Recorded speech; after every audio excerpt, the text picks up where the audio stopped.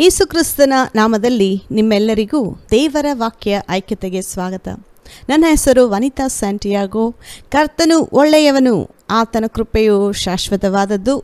ಮತ್ತೊಂದಾವರ್ತಿ ನಿಮ್ಮೆಲ್ಲರನ್ನೂ ಇನ್ನೊಂದು ಸಂದೇಶದೊಡನೆ ಸಂಧಿಸುವುದಕ್ಕೆ ನನಗೆ ಬಹಳ ಸಂತೋಷ. ನನ್ನ ಲೈಫಲ್ಲಿ ದೇವರ ವಚನ ಪ್ರೀಚ್ ಮಾಡಬೇಕು ಅಂದರೆ ಅದರಷ್ಟು ಎಕ್ಸೈಟ್ಮೆಂಟು ನನಗಿನ್ಯಾವುದೂ ಕೊಡೋಲ್ಲ.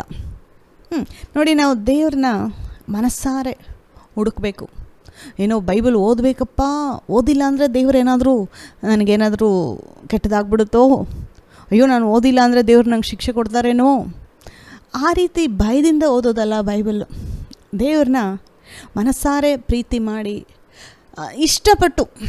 ಇಷ್ಟಪಟ್ಟು ಓದಬೇಕು. ಬೈಬಲ್ನ ಆಸೆಪಟ್ಟು ದೇವರ ವಚನಗಳನ್ನ ಕೇಳಿಸ್ಕೋಬೇಕು. ಅಂಥವ್ರಿಗೆ ನೋಡಿ ದೇವರು ತನ್ನನ್ನು ಪ್ರಕಟಪಡಿಸ್ತಾರೆ, ತಾನು ಯಾರು ಅಂತ ಹೇಳಿ ವ್ಯಕ್ತಪಡಿಸ್ತಾರೆ. ನೋಡಿ, ಅನೇಕ ಜನರು ಯೇಸು ಕ್ರಿಸ್ತನ ಹಿಂದೆ ಹಿಂಬಾಲಿಸ್ಕೊಂಡು ಬರ್ತಾಯಿದ್ರು. ನಾವು ಯೋಹಾನನ ಬರೆದ ಸುವಾರ್ತೆ 6ನೇ ಅಧ್ಯಾಯದಲ್ಲಿ ಓದ್ತೀವಿ. ಎಲ್ಲರಿಗೂ ದೇವರು ಊಟ ಕೊಡ್ತಾರೆ. ಒಂದು ಕಡೆ ಬೋಧನೆ ಮಾಡಿ ಪ್ರೀಚಿಂಗ್ ಮುಗಿಸಿದ ಮೇಲೆ ಅನೇಕರು, ಸಾವಿರಾರು ಜನ ಯೇಸು ಕ್ರಿಸ್ತ ಅವರು ಹೊಟ್ಟೆ ತುಂಬಿ ಮಿಕ್ಕಷ್ಟು ಊಟ ಕೊಡ್ತಾರೆ. ಅವರು ಹೊಟ್ಟೆ ತುಂಬಿ ತೃಪ್ತಿ ಹೊಂದು, ಓ ಈತನೇ ಬರಬೇಕಾದ ಮೆಸ್ಸಯ್ಯ ಅಂತ ಹೇಳ್ತಾರೆ. ಆದರೆ ಬರೋ ನೆಕ್ಸ್ಟ್ ದಿವಸ ಕೂಡ ಹೋಗ್ತಾರೆ ಅದೇ ಜಾಗಕ್ಕೆ ಎಲ್ಲಿ ಯೇಸು ಕ್ರಿಸ್ತ ಅದ್ಭುತ ಮಾಡಿದರು. ಆ ಜಾಗದಲ್ಲಿ ಬರಬೇಕಾದ್ರೆ ಯೇಸು ಕ್ರಿಸ್ತನು ಇಲ್ಲ, ಆ ಶಿಷ್ಯರು ಇಲ್ಲ, ಏನು ಮಾಡ್ತಾರೆ, ಯೇಸು ಕ್ರಿಸ್ತನ ಹುಡ್ಕೊಂಡು ಹೋಗ್ತಾಯಿದ್ದಾರೆ. ವಾವ್, ಯೇಸು ಕ್ರಿಸ್ತನ ಹುಡ್ಕೊಂಡು ಹೋಗೋದು ಒಳ್ಳೆ ವಿಷಯನೇ. ಆದರೆ ಇವ್ರು ಯೇಸು ಕ್ರಿಸ್ತನ ಹುಡುಕ್ತಾ ಇರೋದು ಯಾಕೆ? ಅದು ಇಂಪಾರ್ಟೆಂಟು. ದೇವ್ರನ್ನ ಹುಡುಕ್ತಾ ಇದ್ದಾರೆ ಅನೇಕರು.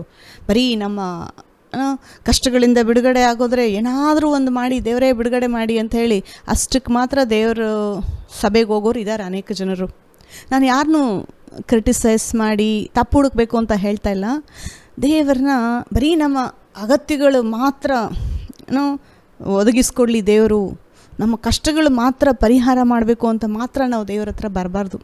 ದೇವರು ಅದೆಲ್ಲ ಮಾಡ್ತಾರೆ, ನಿಮಗೆ ಎಲ್ಲವನ್ನು ಒದಗಿಸ್ಕೊಡ್ತಾರೆ, ನಿಮ್ಮ ಕಷ್ಟ ಎಲ್ಲ ಪರಿಹಾರ ಮಾಡ್ತಾರೆ ದೇವರು.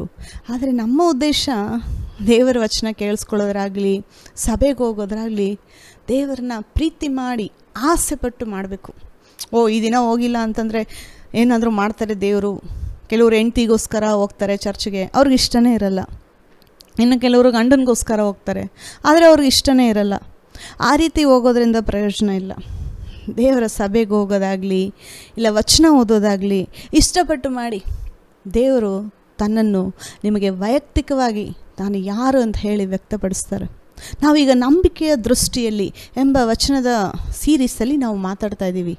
ನಂಬಿಕೆಯ ದೃಷ್ಟಿಯಲ್ಲಿ ನಾವು ನೋಡಬೇಕು ಅಂತಂದರೆ ಆ ನಂಬಿಕೆಯ ವಿಶ್ವಾಸ ಅನ್ನೋದು ನಮ್ಮಲ್ಲಿ ಅದು ವೈಯಕ್ತಿಕವಾಗಿ ಬರಬೇಕು. ದೇವರ ವಚನ ಬರೀ ಬುಕ್ಕಲ್ಲೇ ಇಲ್ದಿರ ಅದು ನನ್ನ ಲೈಫಲ್ಲಿ ಒಂದು ರಿಯಾಲಿಟಿ ಆಗಬೇಕದು. ಬೈಬಲಲ್ಲಿ ಬರೆದಿದೆ ಅಂತಂದರೆ ನನ್ನ ಜೀವನದಲ್ಲಿ ನೆರವೇರಬೇಕದು. ಅದರ ಫಲಗಳನ್ನು ನಾನು ಅನುಭವಿಸ್ಬೇಕು. ಆವಾಗೇ ನಾವು ನಂಬಿಕೆಯಲ್ಲಿದ್ದೀವಿ ಅಂತ ಅರ್ಥ. ವಚನಗಳು ಕೇಳಿಸ್ಕೊಂಡು ಬರ್ತೀವಿ, ದೇವರು ನಿಮ್ಮನ್ನು ಅಭಿವೃದ್ಧಿ ಪಡಿಸ್ಬೇಕು ಅಂತ ಅಂದ್ಕೊತಾರೆ, ದೇವ್ರಿಗೆ ಆಸೆ ಇದೆ ಅಂತ ಹೇಳಿ ಕೇಳಿಸ್ಕೊಂಡು ಬಂದು ವಚನ ಎಲ್ಲ ಆದಮೇಲೂ ನನ್ನ ಜೀವನ ಇನ್ನೂ ನನಗೆ ಅಭಿವೃದ್ಧಿ ನೋಡ್ತಾ ಇಲ್ಲ, ಕೊರತೆಯಲ್ಲಿ ಬದುಕ್ತಾ ಇದ್ದೀನಿ ಅಂತಂದರೆ ದೇವರು ತನ್ನ ಭಾಗ ಕರೆಕ್ಟಾಗಿ ಮಾಡಿದ್ದಾರೆ. ನಾವಿನ್ನೂ ಅದೇ ಒಂದು ಸ್ಥಾನದಲ್ಲಿ ಇದ್ದೀವಿ ಅಂತಂದರೆ ನಾವು ಇನ್ನೂ ನಂಬಿಕೆಯಲ್ಲಿ ಬೆಳೆದಿಲ್ಲ ಅಂತ ಹೇಳಿ ಅರ್ಥ. ಆ ನಂಬಿಕೆಯಲ್ಲಿ ಬೆಳೆಯೋದೇ ದೇವರು ಎಲ್ಲರ ಹತ್ರ ಎದುರು ನೋಡ್ತಾ ಇರೋದು. ಆ ನಂಬಿಕೆಯ ದೃಷ್ಟಿಯಲ್ಲಿ ನೋಡಬೇಕು ಅಂತಂದರೆ ವಚನಗಳನ್ನ ಆಸೆಪಟ್ಟು ಕೇಳಿಸ್ಕೋಬೇಕು, ದೇವರ ವಚನನ ಇಷ್ಟಪಟ್ಟು ಓದಬೇಕು. ಆ ರೀತಿ ಓದುವಾಗ ನಮಗೆ ದೇವರು ಎಷ್ಟು ಪರ್ಸ್ನಲ್ ಆಗಿದ್ದಾರೆ, ಎಷ್ಟು ವೈಯಕ್ತಿಕವಾಗಿ ನಮ್ಮ ರಿಲೇಷನ್ನು ದೇವರೊಂದಿಗೆ ಸ್ಟ್ರಾಂಗ್ ಆಗಿದೆ ಅಂತ ಹೇಳಿ ನಮಗೆ ಗೊತ್ತಾಗುತ್ತೆ. ನಾವೀಗ ವಾಕ್ಯಗಳನ್ನು ಕೇಳೋದಕ್ಕಿಂತ ಮುಂಚೆ ಪ್ರಾರ್ಥನೆ ಮಾಡಿಕೊಡೋಣ. ನಮ್ಮನ್ನು ಬಹಳವಾಗಿ ಪ್ರೀತಿಸುವಂಥ ಪರಲೋಕದಲ್ಲಿರುವ ನಮ್ಮ ತಂದೆಯಾದ ದೇವರೇ, ಯೇಸು ಕ್ರಿಸ್ತನ ನಾಮದಲ್ಲಿ ನಿಮ್ಮ ಸನ್ನಿಧಾನಕ್ಕೆ ಬರುತ್ತೇವೆ. ದೇವರೇ, ನೀನು ಒಳ್ಳೆಯವನು, ನಿಮ್ಮ ಕೃಪೆಯು ಶಾಶ್ವತವಾದದ್ದು. ದೇವರೇ, ನೀನು ಜೀವಿಸುವ ದೇವರು. ಈ ದಿನ ನಿಮ್ಮ ವಚನಗಳ ಮೂಲಕ, ಪವಿತ್ರಾತ್ಮನ ಮೂಲಕ ನಮ್ಮೆಲ್ಲರಿಗೂ ನೀವು ಬೋಧನೆ ಮಾಡಿಕೊಡಬೇಕಾಗಿ ಬೇಡ್ತೀನಿ ಕರ್ತನೆ. ನಮಗೆ ಯಾವ ವಿಷಯದಲ್ಲಿ ನಮಗೆ ಅಗತ್ಯಗಳಿದಾವೋ ದೇವರೇ, ನೀವು ಎಲ್ಲವನ್ನೂ ಒದಗಿಸಿಕೊಡ್ಬೇಕಾಗಿ ಬೇಡ್ತೀನಿ ಕರ್ತನೆ. ಕೊರತೆಗಳನ್ನು ನೀಗಿಸಿ ಪರಿಪೂರ್ಣ ಆಶೀರ್ವಾದ ಪ್ರತಿಯೊಬ್ಬೊಬ್ಬರ ಜೀವನದಲ್ಲೂ ನೀನು ಕೊಟ್ಟು ನಡೆಸಬೇಕಾಗಿ ಬೇಡ್ತೀನಿ ದೇವ. ನಾವು ನಂಬಿಕೆಯಲ್ಲಿ ಯಾವ ರೀತಿ ಬೆಳೆಯಬೇಕು ಅಂತ ಹೇಳಿ ನಿಮ್ಮ ವಚನಗಳ ಮೂಲಕ ನಮಗೆ ಬೋಧನೆ ಮಾಡಬೇಕಾಗಿ ಬೇಡ್ತೀನಿ ಕರ್ತನೆ. ನಮ್ಮೊಂದಿಗಿದ್ದು ನೀವು ಮಾತಾಡೋದಕ್ಕೋಸ್ಕರ ನಿಮಗೆ ಸ್ತೋತ್ರ. ಯೇಸು ಕ್ರಿಸ್ತನ ನಾಮದಲ್ಲಿ ಬೇಡಿ ಹೊಂದಿದ್ದೇವೆ ಜೀವವುಳ್ಳ ನಮ್ಮ ತಂದೆಯೇ, ಆಮೇನ್. ನಂಬಿಕೆಯ ದೃಷ್ಟಿಯಲ್ಲಿ ಎಂಬ ಸೀರೀಸ್ ಬಗ್ಗೆ ಧ್ಯಾನ ಮಾಡ್ತಾ ಇದ್ದೀವಿ. ನಾವು ದೇವರ ವಾಕ್ಯವನ್ನು ಓದಿಕೊಡೋಣ. ಪೌಲನು ರೋಮಾಪುರದವರಿಗೆ ಬರೆದ ಪತ್ರಿಕೆ 4ನೇ ಅಧ್ಯಾಯ 18 ವಚನದಿಂದ, ನಿನ್ನ ಸಂತಾನವು ನಕ್ಷತ್ರಗಳಷ್ಟಾಗುವುದು ಎಂಬುದಾಗಿ ತನಗೆ ಹೇಳಲ್ಪಟ್ಟ ಮಾತು ನೆರವೇರುವುದಕ್ಕೆ ಮಾರ್ಗ ತೋರದೆ ಇರುವುದರಿಂದ ಅಬ್ರಹಾಮನು ತಾನು ಅನೇಕ ಜನಾಂಗಗಳಿಗೆ ಮೂಲಪಿತೃವಾಗುವವನೆಂಬ ನಿರೀಕ್ಷೆಗೆ ಆಸ್ಪದವಿಲ್ಲದಿರುವಾಗಲೂ ನಿರೀಕ್ಷಿಸಿ ನಂಬಿದನು. ಅವನು ಹೆಚ್ಚು ಕಡಿಮೆ 100 ವರ್ಷದವನಾಗಿದ್ದು ತನ್ನ ದೇಹವು ಆಗಲೇ ಮೃತಪ್ರಾಯವಾಯಿತೆಂದು, ಸಾರಾಳಿಗೆ ಗರ್ಭಕಾಲ ಕಳೆದು ಹೋಯಿತೆಂದು ಯೋಚಿಸಿದ್ದಾಗಿಯೂ ಅವನ ನಂಬಿಕೆ ಕುಂದಲಿಲ್ಲ. ಅದು ನೋಟಿಸ್ ಮಾಡಿ, ನಂಬಿಕೆ ಕುಂದಲಿಲ್ಲ. ಇನ್ನು ಈಸಿಯಾಗಿ ಹೇಳಬೇಕು ಅಂತಂದರೆ ಅವನ ನಂಬಿಕೆ ಕಡಿಮೆ ಆಗಲಿಲ್ಲ, ಅವನ ನಂಬಿಕೆಯಲ್ಲಿ ವೀಕ್ ಆಗಲಿಲ್ಲ ಅಂತ ಹೇಳಿ ಬರೆದಿರೋದಿಲ್ಲಿ. 20ನೇ ವಚನ, ದೇವರು ಮಾಡಿದ ವಾಗ್ದಾನದ ವಿಷಯದಲ್ಲಿ ಅವನು ಅಪನಂಬಿಕೆಯಿಂದ ಚಂಚಲಚಿತ್ತನಾಗಲಿಲ್ಲ. ಅಪನಂಬಿಕೆ ಅನ್ನೋದು ಮನುಷ್ಯನ ಡಬಲ್ ಮೈಂಡ್ ಮಾಡುತ್ತೆ. ಅಪನಂಬಿಕೆ ಅನ್ನೋದು ಇನ್ನೂ ಏನಾದರೂ ಬೇರೆ ಆಪ್ಷನ್ ಇದೆಯಾ ಅಂತ ಹೇಳಿ ಆಯ್ಕೆ ಮಾಡುತ್ತೆ. ಅಪನಂಬಿಕೆ ಅನ್ನೋದು ನಾನು ಶಾರೀರದಲ್ಲಿ ಏನಾದರೂ ಮಾಡಬೇಕಾ, ಓಕೆ ದೇವ್ರ ಕೈಯಲ್ಲಿ ನಂಬದೆ, ನಾನು ದೇವ್ರ ಮೇಲೆ ಆತ್ಕೊಂಡಿದ್ದೆ, ನಡೆದಿಲ್ಲ, ನಾನೇನಾದರೂ ಮಾಡಲಾ ಈ ಒಂದು ವಿಷಯಕ್ಕೆ ಅಂತ ಹೇಳಿ ದೇವರನ್ನು ಬಿಟ್ಟು ಬೇರೆ ಆಪ್ಷನ್ ಹುಡ್ಕೋದೆ ಅಪನಂಬಿಕೆ. ಆ ಅಪನಂಬಿಕೆ ಬರೋವಾಗೇ ಚಂಚಲಚಿತ್ತರಾಗೋದು. ಚಂಚಲಚಿತ್ತ ಅಂದರೆ ಕನ್ಫ್ಯೂಸ್ ಆಗೋದು, ಯೋಕೆ ಏನು ಮಾಡಬೇಕು ಅಂತ ಗೊತ್ತಿಲ್ಲ, ಇಲ್ಲ ಡಬಲ್ ಮೈಂಡ್ ಇರೋದು. ಅದಾ ದೇವ್ರನ್ನ ಆಯ್ಕೆ ಮಾಡಲಾ, ಇಲ್ಲ ನಾನು ಶರೀರ ಹೇಳೋ ಥರ ಕೇಳಲ್ಲ, ದೇವ್ರ ವಚನನ ಆರಿಸ್ಕೊಳ್ಳ, ಇಲ್ಲ ನಾನು ಮೈಂಡ್ ಹೇಳೋ ಥರ ಕೇಳಲ್ಲ, ನನ್ನ ಫೀಲಿಂಗ್ಸಾ, ನನ್ನ ಆಲೋಚನೆಗಳ, ನನ್ನ ಶಕ್ತಿನ, ಇಲ್ಲ ದೇವರ ಬಲನ, ದೇವರ ಆಲೋಚನೆ, ದೇವರ ಶಕ್ತಿನ ಅಂತ ಹೇಳಿ ಆರಿಸ್ಕೊಳ್ಳೋದು. ನೋಡಿ, ಅಬ್ರಹಾಮನು ಅಪನಂಬಿಕೆಯಲ್ಲಿ ಇಲ್ಲ ಅಂತ ಹೇಳ್ತಾ ಇರೋದು. ಮತ್ತು ಇನ್ನೊಂದು, ಆತನ ನಂಬಿಕೆ ಕುಂದಲಿಲ್ಲ. ಇವೆಲ್ಲ ಇಂಪಾರ್ಟೆಂಟು. ಅಬ್ರಹಾಮ ನೋಡಿ, ಲೈಫಲ್ಲಿ ನಾನು ಮುಂಚೆ ಹೇಳಿರೋ ಪ್ರಕಾರ ದೇವರು ಅವನಿಗೆ ಎಲ್ಲ ವಿಷಯದಲ್ಲೂ ಆಶೀರ್ವಾದ ಮಾಡಿದರು. ಆತನ ಪ್ರಾಬ್ಲಮ್ ಮಾತ್ರ ಏನಂತಂದರೆ, ಮಗುನ ಪಡ್ಕೊಳ್ಳೋದ್ರಲ್ಲಿ ಅಬ್ರಹಾಮನಿಗೆ ಆ ಒಂದು ವಿಷಯದಲ್ಲಿ ನಂಬಿಕೆ ಬರೋದಕ್ಕೆ ಆತನು ಲೇಟಾಗಿ ಪಡ್ಕೊಂಡ.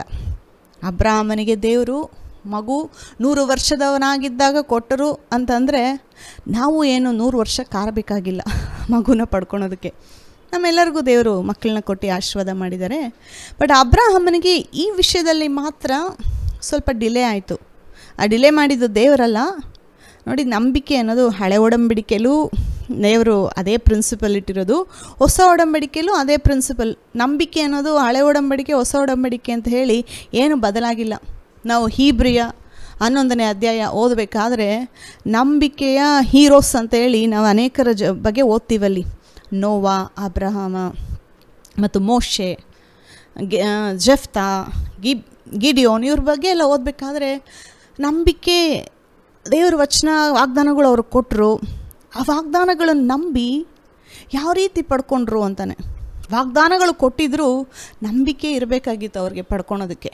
ಅದು ಹಳೆ ಒಡಂಬಡಿಕೆ ಆದರೂ ನೋಡಿ, ನಂಬಿಕೆ ಅನ್ನೋದು ಹಳೆ ಒಡಂಬಡಿಕೆಯಲ್ಲೂ ಇದೆ, ಹೊಸ ಒಡಂಬಡಿಕೆಯಲ್ಲೂ ಇದೆ. ಆದರೆ ಹೊಸ ಒಡಂಬಡಿಕೆಯಲ್ಲಿ ನಾವು ಯಾವ ರೀತಿ ನಂಬಿಕೆಯಲ್ಲಿ ಪಡ್ಕೊತೀವಿ ಅಂತಂದರೆ, ಯೇಸು ಕ್ರಿಸ್ತನಲ್ಲಿ ಆಶೀರ್ವಾದ ದೇವರೆಲ್ಲ ಇಟ್ಬಿಟ್ಟಿದ್ದಾರೆ. ಸೊ ನಾವು ಯೇಸು ಕ್ರಿಸ್ತನ ನಾಮದಲ್ಲಿ, ಯೇಸು ಕ್ರಿಸ್ತನ ಮೂಲಕನೇ ನಾವೆಲ್ಲ ಹೊಸ ಒಡಂಬಡಿಕೆಯಲ್ಲಿ ಪಡ್ಕೊಳ್ಳೋದು. ಸೊ ಹೊಸ ಒಡಂಬಡಿಕೆಯಲ್ಲಿ ನಾವು ಆಶೀರ್ವಾದಗಳು ಪಡ್ಕೊಳ್ಬೇಕು ಅಂತಂದರೆ, ಹಳೆ ಒಡಂಬಡಿಕೆ ಆಶೀರ್ವಾದನೂ ನಮಗಿದೆ, ಹೊಸ ಒಡಂಬಡಿಕೆನೂ ಆಶೀರ್ವಾದ ಇದೆ. ಹಳೆ ಒಡಂಬಡಿಕೆ ಆಶೀರ್ವಾದ, ಹೊಸ ಒಡಂಬಡಿಕೆ ಆಶೀರ್ವಾದ ಎಲ್ಲವನ್ನು ದೇವರು ಈಗ ಯೇಸು ಕ್ರಿಸ್ತನಲ್ಲಿ ಇಟ್ಟಿದ್ದಾರೆ. ಅಬ್ರಹಾಮನ ಆಶೀರ್ವಾದಗಳು ಕೂಡ ನಮಗೆ ಯೇಸು ಕ್ರಿಸ್ತನ ಮೂಲಕನೇ ಸಿಕ್ಕೋದು.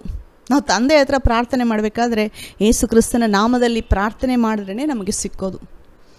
ನಾನೇ ಮಾರ್ಗವು ಸತ್ಯವೂ ಜೀವವೂ ಆಗಿದ್ದೇನೆ, ನಾನಲ್ಲದೆ ತಂದೆ, ನನ್ನ ಬಿಟ್ಟರೆ ತಂದೆ ಬಳಿಗೆ ಯಾರು ಹೋಗೋದಕ್ಕಾಗೋದಿಲ್ಲ ಅಂತ ದೇವರೇ ಹೇಳಿದ್ದಾರೆ. ಯೇಸು ಕ್ರಿಸ್ತನ ಹೇಳಿರೋದು ಅದೊಂದೇ ಮಾರ್ಗ, ಯೇಸು ಕ್ರಿಸ್ತ ಮಾತ್ರ ಮಾರ್ಗ ಎಲ್ಲ ಆಶೀರ್ವಾದಗಳನ್ನ ಪಡ್ಕೊಳ್ಳೋದಕ್ಕೆ.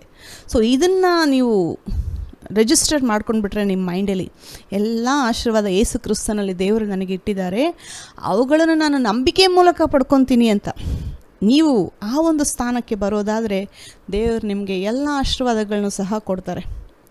ನಾವು ಅಬ್ರಾಮನ ಬಗ್ಗೆ ಇನ್ನೂ ಸ್ವಲ್ಪ ಕೆಲವು ವಿಷಯ ನೋಡ್ಕೊಳ್ಳೋಣ ಈ ದಿನ. ಅಬ್ರಾಮನ್ ನೋಡಿ, ಆತನಿಗೆ ನಂಬಿಕೆ ಕುಂದಲಿಲ್ಲ, ಅವನ ಅಪನಂಬಿಕೆಯಿಂದ ಚಂಚಲ ಚಿತ್ತನಾಗಲಿಲ್ಲ ಮತ್ತು ದೇವರನ್ನು ಘನಪಡಿಸುವವನಾಗಿ ಅದ್ದನು. ನಾವು ದೇವರ ವಚನದಲ್ಲಿ ನಂಬಿಕೆ ಇಲ್ಲ ಅಂತಂದರೆ ನಾವು ದೇವ್ರನ್ನ ಘನಪಡಿಸೋಕ್ಕಾಗೋದಿಲ್ಲ. ಇಸ್ರಾಯೇಲ್ರು ನೋಡಿ, ಹಳೆ ಒಡಂಬಡಿಕೆಯಲ್ಲಿ ಮೊದಲನೇ ಜನಾಂಗದ ಇಸ್ರಾಯೇಲ್ರು, ದೇವರು ಅವ್ರನ್ನ ಐಗುಪ್ತದಿಂದ ಸೆರೆಯಿಂದ ಆಚೆ ಕರ್ಕೊಂಡು ಬಂದರು. ಅವರು ದೇವರು ಕೊಟ್ಟಂಥ ವಾಗ್ದಾನದ ದೇಶದಲ್ಲಿ ನಡ್ಕೊಂಡು ಹೋಗ್ತಾ ಇದ್ದಾರೆ, ಅಡವಿಯಲ್ಲಿದ್ದಾರೆ. ಇನ್ನೊಂದು ಸ್ವಲ್ಪ ದಿನ ಅವರ ವಾಗ್ದಾನ ದೇವರು ಕೊಟ್ಟಿರೋ ವಾಗ್ದಾನದಲ್ಲಿ ಪ್ರವೇಶ ಮಾಡೋಕ್ಕೆ ಹೋಗ್ತಾ ಇದ್ದಾರೆ. ಆದರೆ ದಾರಿಯಲ್ಲಿ ಕೆಲವು ಕಷ್ಟಗಳು ಬಂತು ಅವ್ರಿಗೆ. ಕಷ್ಟಗಳೇ, ನೀರಿಲ್ಲ ಒಂದೊಂದು ಕಡೆ, ದೇವರು ನೀರು ಒದಗಿಸ್ಕೊಟ್ರು. ಊಟ ಇರಲಿಲ್ಲ, ದೇವರು ಪರಲೋಕದಿಂದ ಮನ್ನಾ ಕೊಟ್ಟರು. ಮತ್ತು ಅವರು ನಾನ್ ವೆಜ್ ಬೇಕು ಅಂದರು, ಅದು ಸಹ ಕೊಟ್ಟರು ದೇವರು. ಎಲ್ಲವನ್ನು ಕೊಡ್ತಾ ಇದ್ದಾರೆ ದೇವರು ನೋಡಿ, ನಾನು ನಿಮ್ಗೆ ಒದಗಿಸ್ಕೊಡ್ತೀನಿ ಅಂತ ಹೇಳಿ ಮತ್ತೆ ಮತ್ತೆ ಪ್ರೂವ್ ಮಾಡ್ತಾನೆ ಇದ್ದಾರೆ. ನಿಮ್ಮನ್ನು ಸಂತೈಸ್ತೀನಿ, ನಿಮ್ಮನ್ನು ಪೋಷಿಸ್ತೀನಿ, ನಿಮ್ಮನ್ನು ನಾನು ಚೆನ್ನಾಗಿ ನೋಡ್ಕೊತೀನಿ, ಕೊರತೆ ಇಲ್ದಿರ ನಡೆಸ್ತೀನಿ ಅಂತ ಹೇಳಿ ದೇವರು ಮತ್ತೆ ಮತ್ತೆ ಮಾಡ್ತಾ ಇದ್ದಾರೆ ಅದ್ಭುತಗಳು. ಅವ್ರಿಗೆ ಆ ಅದ್ಭುತಗಳು ಮಾಡ್ತಾಯಿದ್ರು ಇಸ್ರಾಯೇಲ್ರು, ಮೊದಲನೇ ಜನಾಂಗದ ಇಸ್ರಾಯೇಲ್ರು, ಆ ಒಂದು ಸಂತತಿ, ಆ ಒಂದು ನಂಬಿಕೆಯಲ್ಲಿ ಅವರು ಬೆಳೆದೇ ಇಲ್ಲ. ಅವರು ದೇವರ ಮೇಲೆ ನಂಬಿಕೆ ಅನ್ನೋದು ಒಂದು ಸ್ವಲ್ಪ ಕೂಡ ಬೆಳೆದೇ ಇಲ್ಲ. ಅವರೆಲ್ಲ ಆ ಒಂದು ಕಾನಾನ್ ದೇಶನ ಯಾಕೆ ಅವರು ಕಳ್ಕೊಂಡು ಅಂತಂದರೆ ಅಪನಂಬಿಕೆಯಿಂದ ಮಾತ್ರನೇ ಅಂತ ಹೇಳಿ ನಾವು ಹೀಬ್ರಿಯ 3ನೇ ಅಧ್ಯಾಯದಲ್ಲಿ ಓದ್ತೀವಿ. ಯಾಕೆ ಅವರು ಕಾನಾನ್ ದೇಶ ಕಳ್ಕೊಂಡ್ರು ಅಂತಂದರೆ ಒಂದೇ ರೀಸನ್ನು, ಅಪನಂಬಿಕೆ. ಸೊ ಅಪನಂಬಿಕೆ ಇರೋದ್ರಿಂದ ಏನಾಗುತ್ತೆ, ಅದಕ್ಕೆ ನೋಡಿ ಕೆಲವು ಸಿಂಪ್ಟಮ್ಸ್ ಇದೆ. ಇವಾಗ ನಿಮ್ಮನ್ನು ನೀವೇ ಚೆಕ್ ಮಾಡ್ಕೊಳ್ಬೋದು, ನಾನು ನಂಬಿಕೆಯಲ್ಲಿದ್ದೀನಾ ಇಲ್ಲ ಅಪನಂಬಿಕೆಯಲ್ಲಿದ್ದೀನಾ ಅಂತ ಹೇಳಿದ್ರೆ ಇದೇನೊಂದು ರಾಕೆಟ್ ಸೈನ್ಸ್ ಅಲ್ಲ.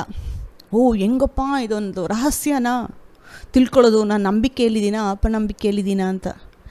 ನಂಬಿಕೆಯಲ್ಲಿದ್ದರೆ ನೀವೇನು ಮಾಡ್ತೀರಾ ಅಂದರೆ ದೇವರನ್ನ ಘನಪಡಿಸ್ತೀರ, ದೇವರನ್ನು ಮಹಿಮೆ ಪಡಿಸ್ತೀರ. ದೇವರು ನನಗೆ ಎಷ್ಟು ಸಹಾಯ ಮಾಡ್ತಾರೆ ಅಂತ ಹೇಳಿ ಆತನ ನಾಮವನ್ನು ಉನ್ನತವಾಗಿ ಹೇಳಿ ದೇವರಿಗೆ ಹಾಡಾಡ್ತೀರ, ಸಂತೋಷವಾಗಿರ್ತೀರ. ಅದು ನಂಬಿಕೆಯಲ್ಲಿದ್ದೀರಾ ಅಂತ ಹೇಳಿ ಸೈನು. ಎಷ್ಟೇ ಕಷ್ಟಗಳು ಇರ್ಬೋದು, ಏನೇ ತೊಂದರೆಗಳಿರ್ಬೋದು, ದೇವರು ನಿಮ್ಮ ಜೊತೆ ಇದ್ದರೆ ಕಷ್ಟಗಳು ತೊಂದರೆಗಳು ನೀವು ಗೆಲ್ತೀರಾ ಅಂತ ಹೇಳಿ ನಂಬ್ತೀರಾ. ಆ ಒಂದು ವೇಳೆ ನಂಬಿಕೆಯಲ್ಲಿಲ್ಲ ಅಂತಂದರೆ ಕಷ್ಟಗಳೆಲ್ಲ ನಿಮ್ಮ ತಲೆ ಮೇಲೆ ಹಾಕ್ಕೊಂಡು, ಎಲ್ಲ ಯೋಚನೆಗಳೆಲ್ಲ ನಮ್ಮ ತಲೆ ಮೇಲೆ ಹಾಕ್ಕೊಂಡು, ಅಯ್ಯೋ ನಾನೇನು ಮಾಡಬೇಕು ಈ ವಿಷಯದಲ್ಲಿ ನಾನೇನು ಮಾಡಲಿ ಅಂತ ಹೇಳಿ ಗೊಣಗಾಡ್ತೀರ. ಗೊಣಗಾಡೋದು, ಪೇಚಾಡೋದು, ಚಂಚಲ ಚಿತ್ತರಾಗಿರೋದು, ಇವೆಲ್ಲ ಏನು ಸೂಚನೆ ಮಾಡಿ ತೋರಿಸುತ್ತೆ ಅಂತಂದರೆ ನೀವು ಅಪನಂಬಿಕೆಯಲ್ಲಿದ್ದೀರ. ಅಬ್ರಹಾಮ ಹೇಳಿರ್ಬೋದು, ನನಗೆ ಮಗು ಕೊಟ್ಟಿಲ್ಲ ಅಂತ ಹೇಳಿ ಆತನು ದೇವ್ರನ್ನ ಕಂಪ್ಲೇಂಟ್ ಮಾಡ್ಬೋದಾಯಿತು. ಒಂದು ಸರಿ ಹೇಳ್ದ ಅಬ್ರಹಾಮ, ಆದಿಕಾಂಡ 15ನೇ ಅಧ್ಯಾಯದಲ್ಲಿ ನಾವು ನೋಡಿದ್ವಿ. ದೇವರು ಆತನಿಗೆ ಕಾಣಿಸಿಕೊಂಡು, ನಿನಗೆ ಅತ್ಯಧಿಕ ಹೆಚ್ಚಾಗಿ ಬಹುಮಾನ ಕೊಡ್ತೀನಿ ಅಬ್ರಹಾಮನೇ ಅಂತ ಹೇಳೋವಾಗ ಅಬ್ರಹಾಮ ಹೇಳ್ದ, ಏನು ಕೊಟ್ಟರೆ ಏನು ಪ್ರಯೋಜನ, ನೀನು ನನಗೊಂದು ಮಗು ಕೊಟ್ಟಿಲ್ಲ ಅಂತ ಹೇಳ್ದ ಅಬ್ರಹಾಮ. ಅದಕ್ಕೆ ದೇವರು, ನಾನು ಕೊಟ್ಟಿದ್ದೀನಿ ಮಗು ಅಂತ ಹೇಳಿ ಇನ್ನೂ ಕ್ಲಿಯರಾಗಿ ತೋರಿಸಿದ್ರು ದೇವರು. ಆಕಾಶದ ನಕ್ಷತ್ರಗಳಿಗೆ ನೋಡು, ನಿನ್ನ ಸಂತತಿ ಆ ರೀತಿಯಾಗಿರುತ್ತೆ ಅಂತ ಹೇಳಿ ದೇವರು ಒಂದು ದರ್ಶನ ಕೊಟ್ಟರು. ಒಂದು ನಂಬಿಕೆಯ ದೃಷ್ಟಿಲಿ ನೋಡು ಅಂತ ಹೇಳಿ ಹೇಳಿಕೊಟ್ರು. ಆ ಒಂದು ದರ್ಶನ, ಆ ಒಂದು ವಿಷನ್ನು ದೇವರು ಅಬ್ರಹಾಮನಿಗೆ ಕೊಟ್ಟಾಗ ಅದಾದಮೇಲೆ ಅಬ್ರಹಾಮನು ನಂಬಿದನು ಅಂತ ಇದೆ. ನಂಬಿದನು ಅದಾದಮೇಲೆ ಅಬ್ರಹಾಮ ಗೊಣಗಾಡಿಲ್ಲ, ಪೇಚಾಡಿಲ್ಲ. ಅದಾದಮೇಲೆ ಆತನು ಚಂಚಲ ಚಿತ್ತನಾಗಲಿಲ್ಲ. ಓಕೆ, ನಿನ್ನ ಹೊಟ್ಟೆಯಿಂದ ಮಗು ಹುಟ್ಟುತ್ತೆ, ನಿನ್ನ ಸಂತತಿ ಈ ರೀತಿಯಾಗಿರುತ್ತೆ ಅಂತ ಹೇಳಿ ದೇವರು ಒಂದು ಕ್ಲಾರಿಟಿ ಕೊಟ್ಟರು ಅಬ್ರಹಾಮನಿಗೆ. ಸೊ ಈ ಒಂದು 15ನೇ ಅಧ್ಯಾಯ ಮುಗಿಯುವಾಗ ಅಬ್ರಹಾಮನಿಗೆ ನಂಬಿಕೆ ಬಂತು. ಅಷ್ಟು ದಿವಸ ಅಂದ್ಕೊಂಡಿದ್ದ, ನಾನು ಮಗು ಇಲ್ದಿರ ಸಾಯ್ತೀನಿ, ನನಗೆ ಸಂತತಿ ಇಲ್ಲ, ನನ್ನ ಆಸ್ತಿ ಎಲ್ಲ ನನ್ನ ಸರ್ವೆಂಟಿಗೆ ಬಿಟ್ಟು ಹೋಗಬೇಕು ಅಂತ ಆ ಒಂದು ಸಮಯದವರೆಗೂ ಅಬ್ರಹಾಮ ಅಂದ್ಕೊಂಡಿದ್ದು ಆ ರೀತಿಯೇ. ಆದರೆ ದೇವರು ದರ್ಶನ ಕೊಟ್ಟಾದಮೇಲೆ ಆ ಒಂದು ವಿಷನ್, ಆ ಒಂದು ಆಕಾಶದ ನಕ್ಷತ್ರಗಳು ತೋರಿಸಾದ್ಮೇಲೆ ಅಬ್ರಹಾಮ ಅದಾದಮೇಲೆ ಅಬ್ರಹಾಮನು ಪೇಚಾಡಿಲ್ಲ, ಗೊಣಗಾಡಿಲ್ಲ ಮತ್ತು ಚಂಚಲ ಚಿತ್ತನಾಗಲಿಲ್ಲ, ಅಪನಂಬಿಕೆಯಲ್ಲಿ ಬರಲಿಲ್ಲ. ಅದಾದಮೇಲೆ ನನಗೆ ನೀನು ಮಗು ಕೊಡೋದಿಲ್ಲ ದೇವರೇ, ಕೊಟ್ಟಿಲ್ಲ ದೇವರೇ ಅಂಥೇಳಿ ಒಂದು ಸಾರಿನೂ ಅಬ್ರಹಾಮ ಹೇಳಿಲ್ಲ. ಅದೇ ನೋಡಿ ಸ್ಥಿರವಾದ ಹೃದಯ. ಈ ದಿನ ನಾನು ಏನು ಮಾತಾಡ್ತಾ ಇದ್ದೀನಿ ಅಂತಂದರೆ, ಸ್ಥಿರವಾದ ಹೃದಯ ದೇವರ ವಚನದಲ್ಲಿ, ಒಂದು ಅಲ್ಲಾಡಿಸ್ತೇ ಇರೋವಂಥ ಹೃದಯ. ನೋಡಿ 112ನೇ ಕೀರ್ತನಲ್ಲಿ ಒಂದು ವಚನ ಇದೆ, ಓದೋಣ. 112 6ನೇ ವಚನದಿಂದ, ಅವನು ಎಂದೂ ಕದಲುವುದಿಲ್ಲ. ಇದು ನೀತಿವಂತನ ಬಗ್ಗೆ ಮಾತಾಡ್ತಾ ಇರೋದು, ದೇವರನ್ನು ನಂಬಿರುವ ವಿಶ್ವಾಸಿ ಬಗ್ಗೆ ದೇವರಿದು ಮಾತಾಡ್ತಾ ಇರೋದು. ನೀತಿವಂತನನ್ನು ಯಾವಾಗಲೂ ನೆನೆಸುವವರು, ಅವನಿಗೆ ಕೆಟ್ಟ ಸುದ್ದಿಯ ಭಯವಿರುವುದಿಲ್ಲ. ಯೆಹೋವನಲ್ಲಿ ಭರವಸವಿಟ್ಟಿರುವುದರಿಂದ ಅವನ ಮನಸ್ಸು ಸ್ಥಿರವಾಗಿರುವುದು. ಸೊ ಇವಾಗ ಕೆಟ್ಟ ಸುದ್ದಿ ಎಲ್ಲರಿಗೂ ಬಂದು ಡೈಲಿ ಸಿಗುತ್ತೆ. ಇವಾಗ ನೋಡಿ, ನಾವು ಟಿ ವಿ ಓಪನ್ ಮಾಡಿದ್ರೂ ಕೆಟ್ಟ ಸುದ್ದಿ ರೆಡಿಯಾಗಿರುತ್ತೆ. ಇಲ್ಲ ನೀವು ಫ್ರೆಂಡ್ಸ್ನ ಮೀಟ್ ಮಾಡೋಕ್ಕೆ ಹೋಗ್ತೀರಾ ಅಂತಂದರೂ ಒಂದೇನಾದರೂ ಕೆಟ್ಟದು ಸೈತಾನ ಅವ್ರ ಮೂಲಕನೂ ಮಾತಾಡ್ತಾನೆ. ಇನ್ನು ನಾವು ರಿಲೇಷನ್ಸ್ ನೋಡೋಕ್ಕೋದ್ರೂ ಒಂದು ಕೆಟ್ಟ ಸುದ್ದಿ. ಮತ್ತು ಫೋನ್ ಓಪನ್, ನನ್ನ ಕೆಟ್ಟ ಸುದ್ದಿನೇ ಕೇಳಿಸ್ಕೊಳ್ಳಲ್ಲ ಅಂತಂದರೂ ಫೋನಲ್ಲೇ ಇರುತ್ತೆ. ಈ ಕೆಟ್ಟ ಸುದ್ದಿಗಳು ನೀವು ಕೇಳಬಾರ್ದು ಅಂತೇಳಿ ಕಿವಿ ಮುಚ್ಕೊಂಡಿದ್ರು ಹೆಂಗಾದರೂ ಯಾವುದಾದ್ರೂ ಒಂದು ಮೂಲಕ ಬಂದು ಆ ಕೆಟ್ಟ ಸುದ್ದಿ ನಮ್ಮ ಕಿವಿಯಲ್ಲಿ ಬಿದ್ದೋಗುತ್ತೆ ಅನೇಕ ಸಾರಿ. ನಾವು ಟಿ ವಿಲಿ ನೋಡಬೇಕಾದ್ರೆ ಇವಾಗೆಲ್ಲ ಭಯ ಅನ್ನೋದು ಮನುಷ್ಯರಿಗೆ ತುಂಬಿಸ್ಬೇಕು ಅಂತಲೇ ಮಾತಾಡ್ತಾರೆ. ಓ ಹಿಂಗಾಗ್ಬಿಡುತ್ತೆ, ಹಂಗಾಗ್ಬಿಡುತ್ತೆ, ಓ ಗ್ಲೋಬಲ್ ವಾರ್ಮಿಂಗು, ಓ ಎಕನಾಮಿ ಬಿದ್ದೋಯ್ತು, ಏನು ಮಾಡೋಕ್ಕೂ ಆಗಲ್ಲ, ಮುಂದೆ ಬರುವಂಥ ದಿನಗಳು ಇನ್ನೂ ಕಷ್ಟಕರವಾಗಿರುತ್ತೆ, ಮೋಸವಾಗುತ್ತೆ ಸಿಚುವೇಶನ್ನು, ಕರೆನ್ಸಿ ಇನ್ಫ್ಲೇಷನ್ ಜಾಸ್ತಿ ಆಗುತ್ತೆ, ರೇಟ್ಗಳೆಲ್ಲ ಜಾಸ್ತಿ ಆಗುತ್ತೆ. ಈ ರೀತಿ ಆ ಒಂದು ಸುದ್ದಿನ ಕೇಳಿಸ್ಕೊತಾ ಇರಬೇಕಾದ್ರೆ ಅವರೆಲ್ಲ ನೋಡಿ ನಮ್ಮ ಮನಸ್ಸಿಗೆ, ನಮ್ಮ ಮೈಂಡಿಗೆ ಭಯ ಅನ್ನೋದು ತುಂಬಿಸ್ತಾ ಇದ್ದಾರೆ. ಎಷ್ಟು ಜನ ಹೇಳ್ತೀರಾ ಈಗ, ಓ ನಾನು ಟಿ ವಿ ನ್ಯೂಸ್ ಕೇಳಿಸ್ಕೊಂಡು ಬಂದೆ, ಓ ಸಂತೋಷವಾಗಿದ್ದೀನಿ. ಹೇಳೋಕ್ಕಾಗುತ್ತಾ ಅದು ಯಾರಾದರೂ? ನಾನು ಇದನ್ನು ನ್ಯೂಸ್ ನೋಡಿದೆ, ವಾವ್ ಸೂಪರ್ ನ್ಯೂಸಪ್ಪ, ಮನಸ್ಸು ಹಂಗೆ ನಾವು ಎನ್ಕರೇಜ್ ಬಂದ್ಬಿಡ್ತು, ನನಗೆ ತುಂಬ ಎನ್ಕರೇಜ್ಮೆಂಟ್ ಆಗಿದ್ದೀನಿ, ತುಂಬ ಸಂತೋಷವಾಗಿದ್ದೀನಿ ಅಂತ ಹೇಳೋಕ್ಕಾಗುತ್ತಾ ನೀವು ಟಿ ವಿ ನ್ಯೂಸ್ ಎಲ್ಲ ನೋಡ್ಕೊಂಡು ಆಚೆ ಬಂದಮೇಲೆ? ಇಲ್ಲ, ಮನಸ್ಸು ಒಡೆದವರಾಗಿ ಆಚೆ ಬರ್ತೀರ. ಅಯ್ಯೋ ಏನೋ ಒಂದು ಸುದ್ದಿಗಳು ಕೇಳಿಸ್ಕೊಂಡು ಇಷ್ಟ ಆಗಲ್ಲ, ನೀವು ಅದೇನು ಕೇಳಿಸ್ಕೊತೀರ ಅಂತ ಕೆಟ್ಟ ಸುದ್ದಿ ಬಂತು. ಆದರೆ ನೋಡಿ, ದೇವರು ನಂಬಿರುವಂಥ ಮಕ್ಕಳಿಗೆ, ನೀತಿವಂತನಿಗೆ ಕೆಟ್ಟ ಸುದ್ದಿಯ ಭಯವಿರುವುದಿಲ್ಲ. ಕೆಟ್ಟ ಸುದ್ದಿ ಕೇಳಿಸ್ಕೊತೀರ, ಸ್ಟಾಪ್ ಮಾಡೋಕ್ಕಾಗಲ್ಲ. ನಾವು ಲೋಕದಲ್ಲಿ ಮಾತಾಡೋರನ್ನ ಕೇಳಿಸ್ಕೊತಾ ಇದ್ರೆ ಅದು ಕೆಟ್ಟ ಸುದ್ದಿ ಅಂತ ಗೊತ್ತು, ಬಾಯಿ ಮುಚ್ಚೋಕ್ಕಾಗಲ್ಲ. ನಾವು ಕೆಲವ್ರನ್ನ ಹೇಳ್ತಾರೆ, ಬಾಯಿ ಬಿಟ್ಟು ಎಲ್ಲ ನಿಮ್ಮ ಮುಂದೆ ಸುರಿದು ಬಿಡ್ತಾರೆ ಆ ಮಾತುಗಳ್ನ, ನಿಲ್ಸೋಕ್ಕಾಗಲ್ಲ ನಾವು ಅವ್ರನ್ನ. ಸೊ ನಾವೇನು ಮಾಡ್ಬೋದು ಅಂದರೆ, ಆ ಸಮಯದಲ್ಲಿ ಆ ಒಂದು ಕೆಟ್ಟ ಸುದ್ದಿಗೆ ಕೇಳಿಸ್ಕೊಂಡು ಭಯ ಅನ್ನೋದಕ್ಕೆ ನಾನು ಜಾಗ ಕೊಡಲ್ಲ. ಹೋಗಿ ನೋಡಿ, ನಾವು ಕೆಟ್ಟ ಸುದ್ದಿ ಕೇಳಿದು ಭಯ ಪಡದೇ ಇರೋದಕ್ಕೆ ಕಾರಣ ಬೇಕು.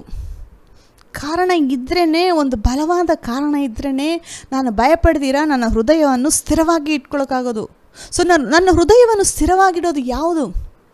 ನನ್ನ ಹೃದಯವನ್ನು ಸ್ಥಿರವಾಗಿಡೋದು ಯಾವುದು ಅಂತಂದರೆ, ಯೆಹೋವನಲ್ಲಿ ನಾನು ಭರವಸವಿಟ್ಟಿರುವುದರಿಂದ ಅವನ ಮನಸ್ಸು ಸ್ಥಿರವಾಗಿರುವುದು. ಯಾವುದೋ ಒಂದು ಏನೋ ಯಾರೋ ಬಂದು ಹೇಳಿ ನಮ್ಗೆ ಆಶ್ವಾಸನೆ ಕೊಟ್ರೇ ಒಂದೊಂದು ಸಾರಿ ಬಲ ಹೊಂದ್ಬಿಡ್ತೀವಿ. ಇವಾಗ ಯಾರಾದರೂ ಒಬ್ಬರು ಸಾಹುಕಾರರು ಬಂದು, ನೀನೇನು ಕೊರತೆ ಪಡಬೇಡಪ್ಪ, ನೀನೇನು ಯೋಚನೆ ಮಾಡಬೇಡ, ಇನ್ಮೇಲೆ ನಾನು ನಿನಗೆಲ್ಲ ಕೊಡ್ತೀನಿ ಅಂತ ಹೇಳಿ ಯಾರಾದರೂ ಒಬ್ಬರು ಚೆನ್ನಾಗಿ ದುಡ್ಡಿರೋರು, ಒಬ್ಬರು ಐಶ್ವರ್ಯವಂತರು ಬಂದು ನಿಮಗೆ ಒಂದು ಆಶ್ವಾಸನೆ ಕೊಟ್ಟರೆ, ನಾನು ನೀನು ನೋಡ್ಕೊತೀನಿ ಭಯಪಡಬೇಡ ಅಂತ ಹೇಳಿದ್ರೆ ಹಂಗೆ ಎನ್ಕರೇಜ್ಮೆಂಟ್ ಬಂದುಬರುತ್ತೆ, ಹಂಗೆ ಸ್ಥಿರವಾಗಿಬಿಡ್ತೀವಿ, ಹಂಗೆ ಒಂದು ಬಲ ಬಂದುಬಿಡುತ್ತೆ. ಆ ಟೈಮಲ್ಲಿ ಒಬ್ಬ ಮನುಷ್ಯ ನಮಗೆ ಆ ರೀತಿ ಆಶ್ವಾಸನೆ ಕೊಡುವಾಗೆ ನಮಗೆ ಎಷ್ಟು ಎನ್ಕರೇಜ್ಮೆಂಟ್ ಆಗುತ್ತೆ. ಅದೇ ನಮ್ಮ ದೇವರಾದ ಯೇಸು ಕ್ರಿಸ್ತನು ಈ ದಿನ ತನ್ನ ಮಕ್ಕಳಿಗೆ ಆಶ್ವಾಸನೆ ಕೊಡ್ತಾ ಇದ್ದಾರೆ. ನಾನು ನಿನ್ನನ್ನು ನನ್ನ ಅಂಗೈಯಲ್ಲಿ ಚಿತ್ರಿಸಿಕೊಂಡಿದ್ದೇನೆ, ನಿನ್ನ ಪೌಳಿ ಗೋಡೆಗಳು ನನ್ನ ಕಣ್ಣು ಮುಂದೆ ಯಾವಾಗ ಇರುವುದು, ನಿನಗೆ ನಾನು ಎಲ್ಲವನ್ನೂ ಒದಗಿಸ್ಕೊಡ್ತೀನಿ, ಯೆಹೋವನು ನನ್ನ ಕುರುಬನು, ನಾನು ಕೊರತೆ ಪಡೆನು ಅಂತ ಹೇಳಿ ಎಷ್ಟು ಜನ ನಂಬ್ತಾ ಇದ್ದೀರಾ? ಯೆಹೋವನು ನಿಮ್ಮ ಕುರುಬನಾದಮೇಲೆ ಯಾಕೆ ಕೊರತೆ ಪಡಬೇಕು ನೀವು? ನಾವು ಅನೇಕ ಸಾರಿ ಈ ಒಂದು ವಚನಗಳನ್ನ ನಾವೆಲ್ಲ ಕೋಟ್ ಮಾಡ್ತೀವಿ. ಯೆಹೋವನು ನನ್ನ ಕುರುಬನು, ನಾನು ಕೊರತೆ ಪಡೆನು. ನಿದ್ದೆಯಲ್ಲಿ ಕೂಡ ಎದ್ದು ಹೇಳ್ಬೋದು ಯಾರು ಬೇಕಾದರೂ. ಇದು ಕೋಟ್ ಮಾಡೋದು ನೋಡಿ, ಕೋಟಿಂಗ್ ಎಲ್ಲರೂ ಮಾಡ್ಬೋದು. ಯೆಹೋವನು ನನ್ನ ಕುರುಬನು, ನಾನು ಕೊರತೆ ಪಡನು ಅಂಥೇಳಿ ನಾವು ಚಿಕ್ಕ ಮಕ್ಕಳು ಕೂಡ ಬಾಯ್ಹಾಟ್ ಮಾಡಿ ಹೇಳಪ್ಪ ಅಂತ ಹೇಳ್ತೀವಿ. ಒಳ್ಳೆಯದೇ ಆ ವಿಷಯ. ದೇವ್ರ ವಚನನ ಮೆಮೊರೈಸ್ ಮಾಡೋದು, ಕನ್ಫೆಷನ್ ಮಾಡೋದು, ಅರಿಕೆ ಮಾಡೋದು ಎಲ್ಲ ಒಳ್ಳೆಯ ವಿಷಯಗಳು. ಯೆಹೋವನು ನನ್ನ ಕುರುಬನು, ಕೊರತೆ ಪಡೆನು ಅನ್ನೋದು ಬೈಬಲಲ್ಲಿದೆ. ಆದರೆ ನನ್ನ ಜೀವನದಲ್ಲಿ ಅದು ನೆರವೇರ್ತಾ ಇದೆಯಾ? ಆ ಒಂದು ವಚನ ನನ್ನ ಜೀವನದಲ್ಲಿ ಫಲ ಕೊಡ್ತಾ ಇದೆಯಾ? ಕೊರತೆ ಇಲ್ದಿರ ಇದೀನಾ? ಬೈಬಲಲ್ಲಿ ಸಭೆಗೆ ಹೋಗ್ತೀವಿ, ವಚನಗಳು ಕೇಳ್ಕೊತೀವಿ, ಪಾಸ್ಟ್ರು ಸೂಪರಾಗಿ ಪ್ರೀಚ್ ಮಾಡಿರ್ತಾರೆ, ಚಪ್ಪಾಳೆ ತಟ್ಟು ಎನ್ಕರೇಜ್ಮೆಂಟ್ ಸಿಗುತ್ತೆ ನಮಗೆ ಸಭೆಗೆ ಹೋಗೋವಾಗ. ಸೊ ಅನೇಕರು ಅಂದ್ಕೊತಾರೆ, ನಾನು ಸಭೆಗೆ ಹೋಗಿದ ತಕ್ಷಣ, ನಾನು ಚರ್ಚ್ ಅಟೆಂಡ್ ಮಾಡಿದ ತಕ್ಷಣ ನನ್ನ ಕೊರತೆಗಳೆಲ್ಲ ನೀಗೋಗುತ್ತೆ ಅಂತ ಅಂದ್ಕೊತಾರೆ. ನೀವು ಚರ್ಚ್ಗೆ ಹೋಗಿದ ತಕ್ಷಣ ಎಲ್ಲ ಏನು ಬದಲಾಗ್ಬಿಡಲ್ಲ. ಚರ್ಚ್ಗೆ ಹೋಗೋದು ಒಳ್ಳೆ ವಿಷಯ, ಸಭೆಗೆ ಹೋಗಿ ರೆಗ್ಯುಲರಾಗಿ. ಆದರೆ ನಾನು ಚರ್ಚ್ಗೆ ಹೋಗಿದ್ದಕ್ಕೆ ದೇವ್ರು ನನ್ನ ಆಶೀರ್ವಾದ ಮಾಡ್ತಾನೆ ಅಂತ ಹೇಳಿ ಅಂದ್ಕೊಳ್ಬಾರ್ದು. ಚರ್ಚ್ಗೆ ಹೋದರೆ ನಿಮಗೆ ಪಾಸ್ಟ್ರು ಪ್ರೀಚ್ ಮಾಡೋ ಬೋಧನೆಗಳು ಸಿಗುತ್ತೆ. ಆ ಬೋಧನೆಗಳು, ಆ ಸತ್ಯಗಳನ್ನ ಕೇಳಿಸ್ಕೊಂಡು ಅದಕ್ಕೆ ಮೇಲೆ ನೀವೇನು ಮಾಡ್ತೀರಾ ಅನ್ನೋದ್ರ ಮೇಲೆ ಡಿಪೆಂಡ್ ಆಗೋದು ನಿಮ್ಮ ಲೈಫಲ್ಲಿ ನೀವು ಹೆಂಗಿರ್ತೀರಾ ಅಂತ. ಎಲ್ಲರೂ ಹೋಗೋ ಥರ ನೀವು ನೋಡಿ, ಆ ಥರ ಚರ್ಚ್ಗೆ ಹೋಗಿದ ತಕ್ಷಣ ಎಲ್ಲ ಆಶೀರ್ವಾದ ಇಮ್ಮಿಡಿಯೇಟಾಗಿ ಬರುತ್ತೆ ಅಂತಂದರೆ ಲಕ್ಷಾಂತರ ಜನ ಚರ್ಚ್ಗೆ ಹೋಗ್ತಾ ಇದ್ದಾರೆ. ಎಲ್ಲರ ಲೈಫು ಸರೋಗಿದೆಯಾ? ಅದು ನೋಡಿ ವ್ಯತ್ಯಾಸ. ನಾವು ವಚನವನ್ನು ಕೇಳಿಸಿಕೊಂಡವರಾಗಿ ಮಾತ್ರ ಇರದೆ ಅದರಂತೆ ನಮ್ಮ ಜೀವನದಲ್ಲಿ ಮಾಡುವವರಾಗಿರಬೇಕು. ಯೆಹೋವನು ನನ್ನ ಕುರುಬನು, ಕೊರತೆ ಪಡನು ಅಂತ ಹೇಳಿ ಅದು ಬೈಬಲಲ್ಲಿ ಮಾತ್ರ ಬರೆದಿರೋ ವಚನಗಳಾಗಿರದೆ ನನ್ನ ಹೃದಯದಲ್ಲಿ ಅದು ಬರೆದಿರಬೇಕು. ನೋಡಿ, ನಾವು ಈ ಒಂದು ವಚನನ ನಿಮ್ಮ ಜೀವನದಲ್ಲಿ ಏನಾದರೂ ಕೊರತೆ ಇದ್ದರೆ ಈ ವಚನ ಒಂದು ದಿನಕ್ಕೆ ಯಾವಾಗ ನಿಮ್ಮ ಕೊರತೆ ನಿಮ್ಮ ಮೈಂಡಲ್ಲಿ, ನಿಮ್ಮ ಲೈಫಲ್ಲಿ ನೀವು ಅನ್ಕೊತಿರೋ, ನಾನು ಕಷ್ಟಪಡ್ತಾಯಿದ್ದೀನಿ, ನನಗೆ ಕೊರತೆ ಇದೆ, ಆ ಬಿಲ್ ಕಟ್ಟಿಲ್ಲ, ಈ ಬಿಲ್ ಕಟ್ಟಿಲ್ಲ, ಈ ಸಮಯದಲ್ಲಿ ನಂಗೆ ದುಡ್ಡು ಬೇಕು ಅಂಥೇಳಿ ಎಷ್ಟು ಸಮಯದಲ್ಲಿ ನಿಮ್ಗೆ ಆ ಕೊರತೆಗಳು ಕಾಣಿಸ್ತಾ ಇದೆಯೋ, ಆ ಕೊರತೆಗಳು ಬರೋವಾಗೆಲ್ಲ ನಿಮ್ಮ ಮೈಂಡಲ್ಲಿ ಕಣ್ಣು ಮುಚ್ಕೊಂಡು ಈ ಒಂದು ವಚನಗಳನ್ನ ಹೇಳ್ತಾ ಇರಿ. ನಾನು ಹೇಳ್ತಿದ್ದೀನಿ, ಮೆಮೊರೈಸ್ ಮಾಡೋದಲ್ಲ. ಈ ಒಂದು ವಚನ ನೀವು ಎಷ್ಟು ಸಾರಿ ಧ್ಯಾನ ಮಾಡಬೇಕು ಅಂತಂದರೆ ಅದು ನಿಮ್ಮ ಹೃದಯದಲ್ಲಿ ಆಳವಾಗಿ ಇಳಿಬೇಕದು. ಅದು ನಿಮ್ಮ ಹೃದಯದಲ್ಲಿ ಹೋಗಿ ಸ್ಥಿರವಾಗಿ ನೆಲೆನಾಟಬೇಕು. ನಿಮ್ಮ ಹೃದಯದಲ್ಲಿ ಹೋಗಿ ಅದು ಬೇರೂರಬೇಕು. ಯೆಹೋವನು ನನ್ನ ಕುರುಬನು, ನಾನು ಕೊರತೆ ಪಡನು. ಅದು ನಿಮ್ಮ ಮೈಂಡಲ್ಲಿ ನೋಡಿ, ಮೈಂಡಲ್ಲಿ ಡೌಟ್ ಇರುತ್ತೆ, ಶಾರೀರದಲ್ಲಿ ಫೀಲಿಂಗ್ಸ್ ಇರುತ್ತೆ, ಇದು ಹೆಂಗಾಗುತ್ತೆ ಅಂತ ಹೇಳಿ ಶಾರೀರ ಕ್ವಶನ್ ಮಾಡುತ್ತೆ, ಎಮೋಷನ್ಸ್ ಕ್ವಶನ್ ಮಾಡುತ್ತೆ. ಸೊ ಇವೆಲ್ಲ ಇದ್ರೂ ಅವುಗಳನ್ನ ನಂಬಿಕೆ ಅನ್ನೋದು ನೋಡಿ ಶಾರೀರಕ್ಕೆ ಸಂಬಂಧಪಟ್ಟದಲ್ಲ. ನಂಬಿಕೆ ಅನ್ನೋದು ನಿಮ್ಮ ಆಲೋಚನೆಗಳು, ನೀವು ಮೈಂಡಲ್ಲಿ ಮಾಡುವಂಥ ಆಲೋಚನೆಗಳಿಗೂ ಸಂಬಂಧಪಟ್ಟದ್ದಲ್ಲ. ನಂಬಿಕೆ ಅನ್ನೋದು ಹೃದಯಕ್ಕೆ ಸಂಬಂಧಪಟ್ಟದ್ದು. ನಿಮ್ಮ ಮೈಂಡಲ್ಲಿ ಸಂಶಯಗಳಿದ್ರೂ, ನಿಮ್ಮ ಶಾರೀರದಲ್ಲಿ ಅನಿಸಿಕೆಗಳಿದ್ರೂ ನೀವು ಅದಕ್ಕೆ ಗಮನ ಕೊಡಬಾರ್ದು. ನಿಮ್ಮ ಗಮನ, ನಿಮ್ಮ ಆಯ್ಕೆಗಳು ಎಲ್ಲ ಯಾವ ರೀತಿ ಇರಬೇಕು ಅಂತಂದರೆ ದೇವರ ವಚನಗಳ ಪ್ರಕಾರ. ನಿಮಗೆ ಅನಿಸುತ್ತೋ ಇಲ್ವೋ ನಾನು ನಂಬ್ತೀನಿ ಅಂತ ಹೇಳಿ ನಿರ್ಧಾರ ಮಾಡ್ಕೊಳ್ಳಿ. ನಿಮ್ಮ ಫೀಲಿಂಗ್ಸು ನಿಮಗೆ ಸಪೋರ್ಟ್ ಮಾಡುತ್ತೋ ಇಲ್ವೋ ನಾನು ದೇವ್ರ ವಚನನ ನಂಬ್ತೀನಿ ಅಂತ ಹೇಳಿ ನಿರ್ಧಾರ ಮಾಡಿಕೊಳ್ಳಿ. ಅದೇ ನಂಬಿಕೆಯೋ. ವಚನ ಓದೋಣ, ಹೀಬ್ರಿಯ 11:1. ನಂಬಿಕೆಯು ನಾವು ನಿರೀಕ್ಷಿಸುವವುಗಳ ವಿಷಯವಾಗಿ ಭರವಸೆದಿಂದಿರುವುದು. ಒಂದನ್ನು ಅಪೇಕ್ಷೆ ಪಡ್ತಾ ಇದ್ದೀರಾ, ನಿರೀಕ್ಷೆ ಅನ್ನೋದು ಇನ್ನು ಎಕ್ಸ್ಪೆಕ್ಟ್ ಮಾಡ್ತಾಯಿದ್ದೀರಾ, ಇನ್ನು ನೀವು ಜೀವನದಲ್ಲಿ ನಡೆದಿಲ್ಲ. ನಾವು ನೋಡಿ, ಒಂದು ಸಾಲ ಇದೆ, ಸಾಲ ತೀರಿಸ್ಬೇಕು ಅಂತ ಹೇಳಿ ಒಂದು ದೇವ್ರ ಮೇಲೆ ನಂಬಿಕೆ ಇಟ್ಟಿದ್ದೀರಾ. ನಂಬಿಕೆ ಅನ್ನೋದು ಇವಾಗೇ ನೀವು ನಂಬಿಕೆ ಇಡ್ಬೋದು. ನಂಬಿಕೆ ಅನ್ನೋದು ಈಗ ಅನ್ನೋ ಒಂದು ಪದ ಇಲ್ಲಿ ಕನ್ನಡದಲ್ಲಿ ಬಿಟ್ಟು ಹೋಗಿದೆ. ಇಂಗ್ಲೀಷಲ್ಲಿ ಹೇಳುತ್ತೆ ನೌ ಫೇತ್ ಈಸ್. ಈಗ ನಂಬಿಕೆ ಅನ್ನೋದು ಇವಾಗ ನಾವು ಪಡ್ಕೊಬೇಕು, ಅದನ್ನು ಇವಾಗ ನಾವು ಬೆಳೆಸ್ಕೊಳ್ಬೇಕು ಅದನ್ನು ದೇವರಲ್ಲಿ. ಅದು ಡೈಲಿ ಬೆಳೆಸ್ಕೊಳ್ಳೋ ಅಂಥ ಒಂದು ಇದು ನಂಬಿಕೆಯು ನಾವು ನಿರೀಕ್ಷಿಸುವ ವಿಷಯಗಳಲ್ಲಿ. ನಿರೀಕ್ಷೆ ಅನ್ನೋದು ದೇವರ ಹತ್ರದಿಂದ ಅಪೇಕ್ಷೆ ಪಡೋದು, ಒಂದು ಸ್ಟ್ರಾಂಗಾಗಿ, ಒಂದು ಬಲವಾಗಿ ದೇವರು ನನಗೆ ಈ ಕಾರ್ಯ ಮಾಡ್ತಾರೆ ಅಂತ ಹೇಳಿ ಅಪೇಕ್ಷೆ ಪಡೋದು ನಿರೀಕ್ಷೆ. ಆ ಒಂದು ನೋಡಿ, ಆ ನಿರೀಕ್ಷೆ ಇದ್ರೇ, ವಚನ ಇದ್ರೇ ನಾವು ನಿರೀಕ್ಷೆ ಮಾಡೋಕ್ಕಾಗೋದು. ದೇವರ ವಚನ ಅನ್ನೋದು ಒಂದು ಬೇಸ್. ಅದು ದೇವರ ವಚನ ಅನ್ನೋದೇ ನಮಗೆ ನಂಬಿಕೆ ಕೊಡೋದು. ಆ ಒಂದು ವಚನದ ಮೇಲೆ ಆ ನಂಬಿಕೆ ಇಟ್ಟಾಗ ನಾವು ನಿರೀಕ್ಷೆಯಿಂದ ಇರ್ತೀವಿ. ಈ ದಿನ ನನಗೊಂದು ಒಳ್ಳೇದು ಮಾಡ್ತಾರೆ ದೇವರು, ಈ ದಿನ ನನಗಿದು ಬಿಡುಗಡೆ ಕೊಡ್ತಾರೆ ದೇವರು, ನಾನು ಇದರಿಂದ ಆಚೆ ಬರ್ತೀನಿ ಅಂತ ಹೇಳೋದು. ಇನ್ನು ನೀವು ಆಚೆ ಬಂದಿಲ್ಲ, ಆದರೆ ಅದು ಬರ್ತೀನಿ, ಆಚೆ ಬರ್ತೀನಿ, ನನ್ನ ಕಷ್ಟಗಳು ನೀಗುತ್ತೆ ಅಂತ ಹೇಳಿ ನಿರೀಕ್ಷೆಯಿಂದ ಇರೋದೇ ನಂಬಿಕೆ. ನೋಡಿ, ದೇವರನ್ನ ನಾವು ನಿರೀಕ್ಷಿಸೋರಾದರೆ ಈ ಒಂದು ಕರೆಂಟ್ ಸಿಚುವೇಶನ್ ಅಂದರೆ ನಿಮ್ಮ ಇವಾಗಿನ ಪರಿಸ್ಥಿತಿಗಳ ಮೇಲೆ ನೀವು ಗಮನ ಕೊಡೋದಿಲ್ಲ. ಒಂದು ವೇಳೆ ನೀವು ಗಮನ ಕೊಡೋದಾದರೆ ನಂಬಿಕೆಯಲ್ಲಿ ಇರೋಕ್ಕಾಗಲ್ಲ. ನಂಬಿಕೆ ಅನ್ನೋದು ಚಾಯ್ಸ್. ದೇವರ ವಚನ ಹೇಳಿದೆ, ನಾನು ನಂಬ್ತೀನಿ, ಪಡ್ಕೊಳ್ತೀನಿ. ಪರಿಸ್ಥಿತಿಗಳು ಎಷ್ಟೇ ಮೋಸವಾಗಿ ಹೋಗ್ಬೋದು. ಪರಿಸ್ಥಿತಿಗಳ ಮೇಲೆ ನಿಮ್ಮ ಮೈಂಡ್ ಹೋಯ್ತು ಅಂತಂದರೆ ಜಾರ್ತಾ ಇದ್ದೀರಾ ನಂಬಿಕೆಯಲ್ಲಿ ಅಂತ. ಸೈತಾನ ನೋಡಿ ಅನೇಕ ವಿಶ್ವಾಸಿಗಳನ್ನ ಈ ದಿನ ಮೋಸ ಮಾಡ್ತಾ ಇದ್ದಾನೆ. ವಿಶ್ವಾಸಿಗಳಾಗಿ ನಾವು ಆತನ ಕುತಂತ್ರಗಳ ಬಗ್ಗೆ ಜಾಗರೂಕತೆಯಿಂದ ತಿಳ್ಕೊಂಡಿರಬೇಕು. ನಾವು ವಂಚನೆ ಮಾಡೋದಕ್ಕೆ ಬರ್ತಾ ಇದ್ದಾನೆ. ಸಂಶಯ, ದೇವರ ಬಗ್ಗೆ ನಿಮಗೋಸ್ಕರ ಪ್ರಾಣ ಕೊಟ್ಟಂಥ ಯೇಸು ಕ್ರಿಸ್ತನನ್ನು ಸಂಶಯ ಪಡಿಸೋ ಥರ, ದೇವರ ವಚನದ ಮೇಲೆ ನೀವು ಸಂಶಯ ಪಡೋ ಥರ ಸನ್ನಿವೇಶಗಳನ್ನ ಕ್ರಿಯೇಟ್ ಮಾಡ್ತಾ ಇದ್ದಾನೆ. ವಿಶ್ವಾಸಿಗಳಾದ ನಾವು ಸೈತಾನನ ಮೋಸಕ್ಕೆ ಒಳಗಾಗಬಾರದು. ನೋಡಿ, ಆದಾಮ ಮಾಡಿದ ದೊಡ್ಡ ತಪ್ಪು ಇದೇನೆ. ದೇವರು ತಿನ್ನಬೇಡ, ತಿಂದರೆ ಸಾಯುವಿ ಅಂತ ಹೇಳಿದರು ದೇವರು.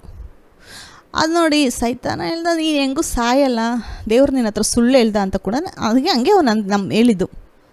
ಹೌದಾ, ನಾನು ಹೆಂಗೂ ಸಾಯೋದಿಲ್ವಾ, ಸರಿ ತಗೋ ಟೆಸ್ಟ್ ಮಾಡೋಣ, ತಿನ್ನೋಣ ಅಂದರೆ ಏನಾಯ್ತಲ್ಲಿ? ಆ ತಿಂದಿದ್ದ ದಿನವೇ ಆತನು ಪಾಪದಲ್ಲಿ ಬಿದ್ದ, ದೇವರಿಂದ ಸಪ್ರೇಟ್ ಆದ, ಮಹಿಮೆಯನ್ನು ಕಳ್ಕೊಂಡ, ಎಲ್ಲ ಆಶೀರ್ವಾದಗಳನ್ನ ಕಳ್ಕೊಂಡ. ಏದೇನು ತೋಟದಿಂದ ಆಚೆ ದೊಬ್ಬಲ್ಪಟ್ಟ.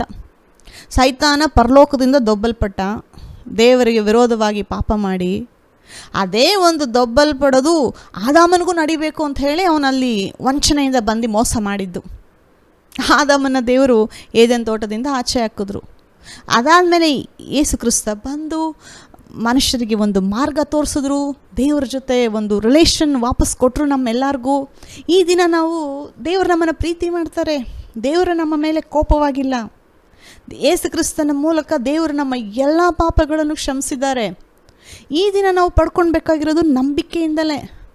ಈ ದಿನ ನಾವು ಯೇಸು ಕ್ರಿಸ್ತನ ಮಾಡಿರೋ ಕಾರ್ಯಗಳಲ್ಲಿ ನಂಬಿಕೆ ಇಟ್ಟಿಲ್ಲ ಅಂತಂದರೆ, ಸಂಶಯ ಪಡೋದಾದರೆ, ಚಂಚಲ ಚಿತ್ತರಾಗೋದಾದರೆ ನಾವು ದೇವರನ್ನ ನಂಬ್ತಾ ಇಲ್ಲ ಅಂತ ಹೇಳಿ ಅರ್ಥ. ಅಬ್ರಹಾಮನ ನೋಡಿ, ನಮಗಾದರೂ ಅಟ್ಲೀಸ್ಟ್ ನಿರೀಕ್ಷೆ ಇದೆ, ಓಕೆ ಇವಾಗಿಲ್ಲ ಅಂತಂದ್ರೂ ಮುಂದೆ ಏನಾದರೂ ಆಗುತ್ತೆ ಅಂತ. ಅಬ್ರಹಾಮನ್ 100 ವಯಸ್ಸಾಗಿದೆ. 100 ವಯಸ್ಸಲ್ಲಿ ಮಗುಗೆ ಏನು ನಿರೀಕ್ಷೆ ಇಡೋಕ್ಕಾಗುತ್ತೆ? ಸಾರಳ ಗರ್ಭ ಸತ್ತೋಗಿದೆ, ಏನು ನಿರೀಕ್ಷೆ ಇದೆ ಅವ್ರಿಗೆ ಮಗು ಆಗುತ್ತೆ ಅಂತ? ನೋಡಿ, ಇವರಿಬ್ರಿಗೂ ವಯಸ್ಸಾಗಿದೆ. ಅವರಿಬ್ಬರು ಏನಾದರೂ ಅಬ್ರಹಾಮ ಸಾರಳು ಈಗಿನ ಕಾಲದಲ್ಲಿ ತೊಗೊಂಡ್ರೆ, ಯಾರಾದರೂ ಗೈನಕಾಲಜಿಸ್ಟ್ ಹತ್ರ ಹೋಗಿ ನಮ್ಗೆ ಮಗು ಬೇಕು ಅಂತ ಹೇಳಿ, ಅಬ್ರಹಾಮನಿಗೆ 100 ವರ್ಷ, ಸಾರಳಿಗೆ 90 ವರ್ಷ, ನಮಗೆ ಚೆಕ್ ಮಾಡಿ ಮಗು ಬೇಕು ಅಂತಂದರೆ ಡಾಕ್ಟ್ರ್ ಅನ್ಕೊತಾರೆ ಯಾರೋ ಒಬ್ಬರು ಹುಚ್ಚಿಡ್ದಿರೋ ಬಂದಿದ್ದಾರೆ ಚೆಕ್ ಮಾಡಿಸ್ಕೊಳೋದಕ್ಕೆ, ಮುದುಕಿ ಇವ್ರಿಗೆ ಮಗು ಆಗುತ್ತಾ ಅಂಥೇಳಿ ಗೇಲಿ ಮಾಡ್ತಾರೆ. ಅಬ್ರಹಾಮ ಸಾರಳು ಯಾವ ಡಾಕ್ಟ್ರ್ ಹತ್ರನೂ ಹೋಗಿಲ್ಲ. ಅವ್ರಿಗೆ ನಿರೀಕ್ಷೆ ಇದ್ದಿದ್ದು ದೇವರು ನನಗೆ ಮಗು ಕೊಡ್ತಾರೆ ಅಂತ. ಆ ಒಂದು ನಿರೀಕ್ಷೆಯಲ್ಲಿ ಎಷ್ಟೋ ದಿನ ಇದ್ದರು ಅವರು. ಎಷ್ಟು ದಿನ ಇದ್ದರು ಅಂತ ನಮಗೆ ಗೊತ್ತಿಲ್ಲ. ಆದರೆ ನೋಡಿ, ಅಬ್ರಹಾಮನು ಇದ್ಯಾವುದು ಪರಿಸ್ಥಿತಿಗಳಿದ್ದರೂ ಆ ಪರಿಸ್ಥಿತಿಗಳಿಗೆ ಆತನು ಗಮನ ಕೊಟ್ಟಿಲ್ಲ. ದೇವರ ವಾಗ್ದಾನದ ಮೇಲೆ ಆತನಿಗೆ ನಂಬಿಕೆ. ಓಕೆ, ದೇವರು ಹೇಳಿದ್ದಾರೆ, ಹಿಂಗೂ ಮಾಡ್ತಾರೆ ದೇವರು ನನಗೆ. ಆತನು ಪರಾಕ್ರಮಶಾಲಿ, ಆತನು ಎಲ್ ಶಡಾಯ್, ಆತನಿಗೆ ಅಸಾಧ್ಯವಾದದ್ದು ಯಾವುದೂ ಇಲ್ಲ ಆತನಿಗೆ ಅಸಾಧ್ಯವಾದದ್ದು. ದೇವರು ಹೇಳಿದ ಮೇಲೆ ಅದು ಮಾಡೋದಕ್ಕೆ ಆತನು ಶಕ್ತನು. ದೇವರಿಗೆ ಯಾರ ಸಹಾಯನೂ ಬೇಕಾಗಿಲ್ಲ. ದೇವರು ನೋಡಿ, ಒಂದು ಆಕಾಶ ಸೃಷ್ಟಿ ಮಾಡಬೇಕಾದ್ರೆ ತಾನೇ ಸೃಷ್ಟಿ ಮಾಡಿದ್ರಂತೆ, ಯಾರೂ ಹೆಲ್ಪ್ ಮಾಡಿಲ್ಲ ದೇವ್ರಿಗೆ. ಆ ಭೂಮಿಯ ಫೌಂಡೇಶನ್ಸ್ ಹಾಕಬೇಕಾದ್ರೆ ಯಾರೂ ಹೋಗಿ ದೇವ್ರಿಗೆ ಹೆಲ್ಪ್ ಮಾಡಿಲ್ಲ, ತಾನು ಒಬ್ಬನೇ ಮಾಡಿದನು ಅಂತ ಇದೆ. ಆ ಒಂದು ವಚನ ಓದಿ ಈ ದಿನ ಮುಗಿಸೋಣ.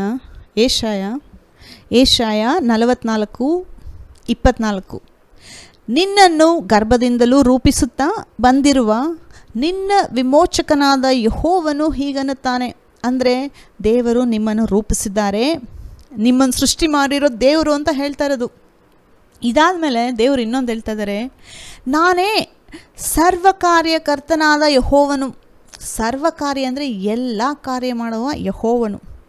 ನಾನು ಒಬ್ಬನೇ ಗಗನ ಮಂಡಲವನ್ನು ಹರವಿ, ಗಗನಮಂಡಲ ಅಂದರೆ ಆಕಾಶ, ಹರವಿ ಅಂತಂದರೆ ಸ್ಪ್ರೆಡ್ ಮಾಡೋದು. ಇವಾಗ ಒಂದು ಬೆಡ್ಶೀಟ್ ಸ್ಪ್ರೆಡ್ ಮಾಡ್ತಿರಲ್ವ, ಆ ಥರ ನಾನೊಬ್ಬನೇ.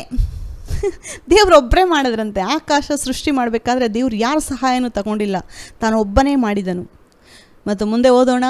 ಭೂಮಂಡಲವನ್ನು ವಿಸ್ತರಿಸುವವನಾಗಿದ್ದೇನೆ. ಭೂಮಿನ ಕೂಡ ದೇವರು ನಾನೇ ಸೃಷ್ಟಿ ಮಾಡಿದ್ದು.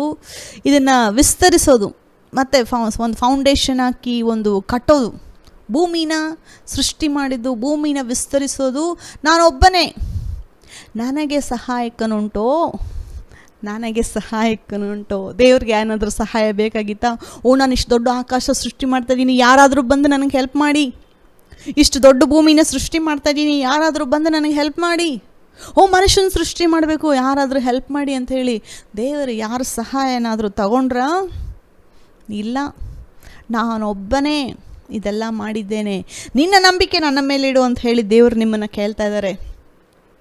ಇಷ್ಟೆಲ್ಲ ಮಾಡಿರೋ ನನಗೆ ನಿನ್ನ ಕೊರತೆಗಳನ್ನು ನೀಗಿಸೋದಕ್ಕೆ ಕಷ್ಟನಾ ಅಂತ ದೇವರು ಕ್ವಶನ್ ಕೇಳ್ತಾ ಇದ್ದಾರೆ. ಇಷ್ಟೆಲ್ಲ ನೋಡಿ, ದೇವರು ಎವಿಡೆಂಟಾಗಿ ಒಂದು ಎವಿಡೆನ್ಸ್ ಮೂಲಕ ಇವೆಲ್ಲವನ್ನು ದೇವರು ನಮಗೆ ವ್ಯಕ್ತಪಡಿಸಿದ್ದಾರೆ. ಆಕಾಶವು ಆತನ ಕೈ ಕೆಲಸ, ಸರ್ವಮಂಡಲವು ಆತನು ಮಾಡಿರುವ ಕ್ರಿಯೆಗಳನ್ನು ನಮಗೆ ತೋರಿಸುತ್ತದೆ. ಇಷ್ಟು ದೊಡ್ಡ ದೇವರು, ನಾನು ನಿಮ್ಮ ಒಂದು ಚಿಕ್ಕ ಲೈಫ್ನ ನಾನು ಫಿಕ್ಸ್ ಮಾಡೋಕ್ಕಾಗೋದಿಲ್ವಾ? ನಿಮ್ಮ ಕೊರತೆಗಳನ್ನ ನಾನು ನೀಗಿಸೋದಕ್ಕಾಗೋದಿಲ್ವಾ? ನನ್ನ ಮೇಲೆ ನಂಬಿಕೆ ಇಡಿ, ನಂಬಿಕೆಯ ದೃಷ್ಟಿಯಲ್ಲಿ ನೋಡಿ. ನನ್ನ ವಾಗ್ದಾನಗಳು, ದೇವರ ವಾಗ್ದಾನಗಳೇ ನಮ್ಮನ್ನು ದೇವ್ರ ಜೊತೆ ಒಂದು ರಿಲೇಷನ್ ಡೆವಲಪ್ ಮಾಡೋದು. ಹೆಂಗಪ್ಪ ನಾವು ದೇವ್ರನ್ನ ತಿಳ್ಕೊತೀವಿ ಅಂತಂದರೆ ಈ ಬೈಬಲ್ ಮೂಲಕ. ಈ ಒಂದು ಬೈಬಲ್ ನಮ್ಮ ಕೈಲಿಲ್ಲ ಅಂದರೆ ದೇವರು ಗೊತ್ತಾಗಲ್ಲ, ದೇವ್ರ ಕಾರ್ಯಗಳು ಗೊತ್ತಾಗಲ್ಲ, ದೇವರು ಹೆಂಗಿರ್ತಾರೆ ಅಂತ ಕೂಡ ಗೊತ್ತಾಗಲ್ಲ. ನೋಡಿ, ಈ ಒಂದು ವಚನಗಳು ನಮ್ಮ ಮೈಂಡಲ್ಲಿ ಮೆಂಟಲ್ ಇಮೇಜ್ನ ರೆಡಿ ಮಾಡ್ತವೆ. ಆ ಮೆಂಟಲ್ ಇಮೇಜ್ ರೆಡಿ ಆಗುವಾಗ, ನಾವು ಬದಲಾಗುವಾಗ, ಅವಾಗೇ ದೇವರನ್ನು ನಾವು ನಂಬಿಕೆಯ ದೃಷ್ಟಿಯಲ್ಲಿ ನೋಡೋಕ್ಕಾಗೋದು. ನಂಬಿಕೆಯ ದೃಷ್ಟಿಯಲ್ಲಿ ನಾವು ನೋಡುವಾಗ ಎಲ್ಲ ಒಂದು ಸನ್ನಿವೇಶಗಳ ಮೇಲೆ ನಮಗೆ ದೇವರು ಜಯ ಕೊಡ್ತಾರೆ. ಪ್ರಾರ್ಥನೆ ಮಾಡಿ ನಂಬಿಕೆಯಿಂದ ದೇವರ ವಚನ ರಿಲೀಸ್ ಮಾಡಾದ್ಮೇಲೆ ಅದರ ಬಗ್ಗೆ ಯೋಚನೆ ಮಾಡಬೇಡಿ, ದೇವರು ನೋಡ್ಕೊತಾರೆ ಆ ಕಾರ್ಯ. ಅದೇ ನಂಬಿಕೆ ಅನ್ನೋದು. ಪ್ರಾರ್ಥನೆ ಮಾಡಾದ್ಮೇಲೂ 4-5 ಜನ ಹತ್ರ ಹೋಗಿ ಅಯ್ಯೋ ನನ್ನ ಕಷ್ಟ ಅಂತಂದರೆ ನಂಬಿಕೆಯಲ್ಲಿಲ್ಲ ನೀವು. ಪ್ರಾರ್ಥನೆ ಮಾಡಿ ದೇವ್ರ ಕೈಲಿ ಕೊಟ್ಟು ಅದು ನೆರವೇರುತ್ತೆ ಅಂತ ಹೇಳಿ ಅಪೇಕ್ಷೆ ಪಡಿ. ಆ ಒಂದು ಕಾರ್ಯ ದೇವರು ನಿಮಗೆ ಮಾಡ್ತಾರೆ. ಸೈತಾನನ ಸಂಶಯಗಳಿಗೆ ಜಾಗ ಕೊಡಬೇಡಿ, ಸೈತಾನನಿಗೆ ಒಳಗಾಗಿ ಮೋಸ ಹೋಗಬೇಡಿ. ನಿಮ್ಮ ಕಾನಾನ್ ದೇಶನ ನೀವು ಮುಟ್ಟೋದಕ್ಕೆ ದೇವರು ನಿಮಗೆ ಸಹಾಯ ಮಾಡ್ತಾರೆ. ಬರೋ ವಾರ ಇನ್ನೂ ಅನೇಕ ವಚನಗಳನ್ನ ನಾವು ನೋಡ್ಕೊಳ್ಳೋಣ. ಈ ವಾಕ್ಯಗಳನ್ನು ಕೇಳಿದಂಥ ನಿಮ್ಮೆಲ್ಲರನ್ನು ದೇವರು ಆಶೀರ್ವಾದ ಮಾಡಲಿ. ನಮ್ಮ ರಕ್ಷಕನಾದ ಯೇಸು ಕ್ರಿಸ್ತನು ಬೇಗನೆ ಬರುತ್ತಾನೆ. ಆಮೇನ್.